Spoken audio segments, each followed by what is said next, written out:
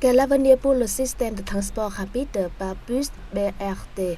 Vers les heures de pointe, la ligne Levallois-Newton à Hanoï est toujours encombrée s'il n'y a pas de force compétente pour réguler la circulation. Des bus du système de transport rapide par bus BRT qui roulent à vide sont bondés dans ces foules.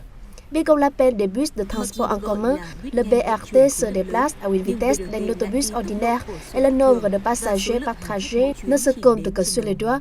De plus, le BRT roule sur la route qui est souvent encombrée. De nombreux tronçons de BRT sont mélangés avec d'autres véhicules.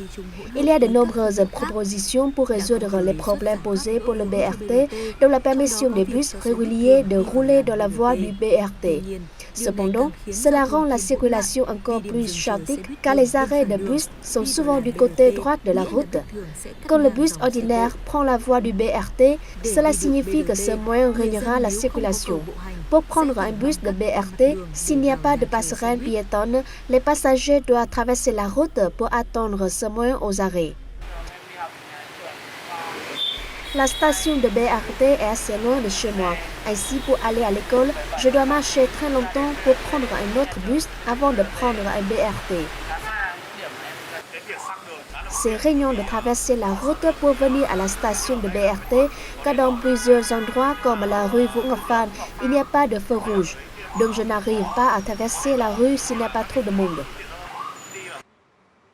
Le BRT est parfois une cause d'embouteillage pour le trafic à Hanoï. Le BRT occupe un tiers de la voie, tandis que la fréquence d'utilisation du BRT n'est pas élevée que prévu.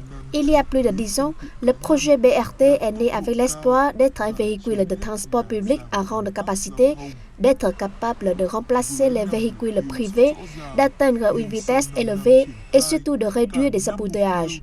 Après 5 ans de mise en œuvre du projet de BRT avec 5 objectifs concrets, aucun n'a été atteint. C'est le temps de réviser les objectifs d'exploitation du BRT.